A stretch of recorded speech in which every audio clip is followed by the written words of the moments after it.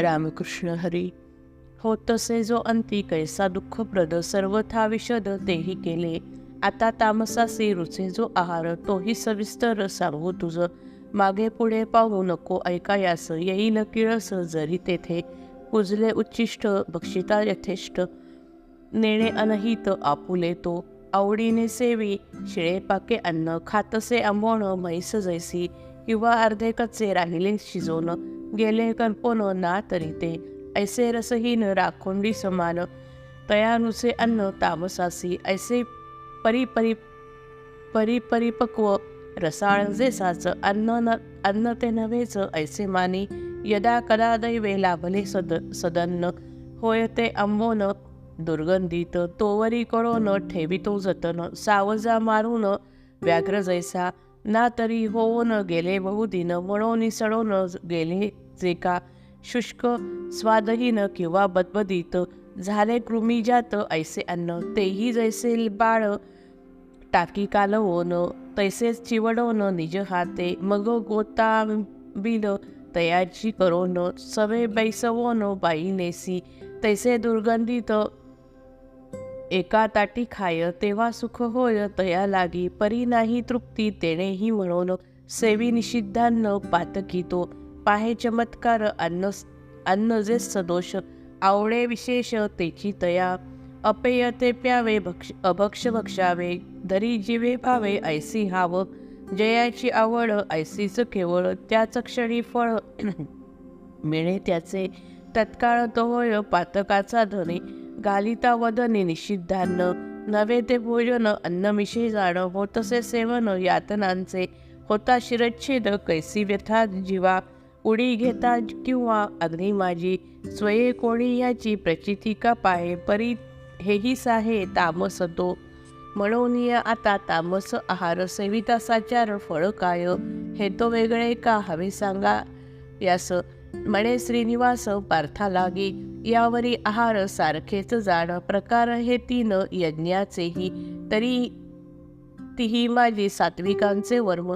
सांगतो प्रथम तुझ पार्था पतीच्याच ठाई वाढू देई काम. जैसा मनोधर्म साध्वी जातो किंवा पुढे गंगा घेईनाच धाव. सागराचा ठाव प्राप्त होता ना तरी आत्म्याचे घडता दर्शन. स्वीकारले मौन वेदे जैसे तैसी चित्तवृत्ती स्वहित वेचोन. फळी जे मी पण ठेवी तीना वृक्षाची मुळी पातले जे पाणी. वळे नाते तेथोनी मागे जैसे मग वृक्षाची ठाईच जिरोन. करी संवर्धन तयाचे गा तैसे देह मन यज्ञासी वाहून. तेथेची निमग्न निर्धारे जे आचरिती यज्ञ स्वधर्म म्हणून. सर्वथा सांडवून फलाशेते तयाचा तो यज्ञ सात्विक तू जाण. सदा परिपूर्ण सर्वांगानी आपले स्वरूप आपुल्या नयनी. पाहू ये दर्पणी जैशा रीती किंवा तळहाती अंधारी जे रत्न. प्रदीप घेऊन पाहू येते किंवा सूर्योदय होता धनंजया. मार्ग अक्रमाया दिसे जैसे तैसा वेदशास्त्रे दाविती जो मार्ग. तैसे यज्ञ याग आचरिती यज्ञकुंडे वेदी मडपादिसारी. उचित सामुग्री मेळविती जणू सामुग्री ती मेळवाया तेथ. शास्त्राची ते मूर्त प्रकटले जेथील तेथील सोबती साचार. जैसे अलंकार सर्वांगाते जेथीचे तेथेच सर्वही पदार्थ. तैसे व्यवस्थित मांडिती ते काय सांगू फार सर्व अलंकार. घालोनी साचार तिये स्थानी जणू यज्ञविद्या यज्ञाची आमिषे. प्रकटली दिसे मूर्तिमंत ऐसा सांगोपांग निपजे जो याग. नाही येथे भाग आढ्यतेचा छाया फळ पुष्पी न ठेविता आस. राखीती तुळस दारी जैसी काय सांगू फार तैसा धनंजया. जो का सांडवनिया फलाशेते कर्तव्य म्हणून यज्ञ केला जाय. सात्विक तो होय सर्वथैव वाडे रजोगुण जयाची ठाई. यज्ञ करी तोही याची रीती परिश्राद्धा लागी आमंत्रावा राव. तैसा मनी भाव वेगळाच घरी राजा भोजनासी आला तरी होय भला उपयोग. श्राद्ध कार्य तेही होऊन जाईल तैसा विस्तारेल लौकिकही. लौकिकाचा डंका पिटावयासाठी ठेवून या पोटी फळ हेतू. या परी जो पार्था यज्ञ केला जाय राजस तो होय ऐसे जाण. पशुपक्षियांचे लग्न लावायासे तुझ्या नाही जोशी कामावीण.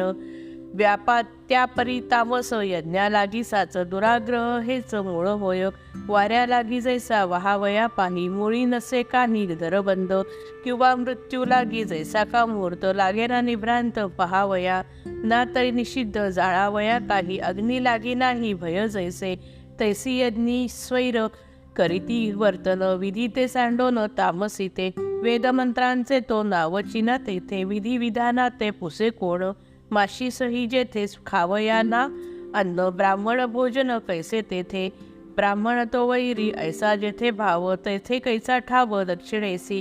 अग्नी जैसा वाया बडकोनी जाय लाभता सहाय्य वारे याचे.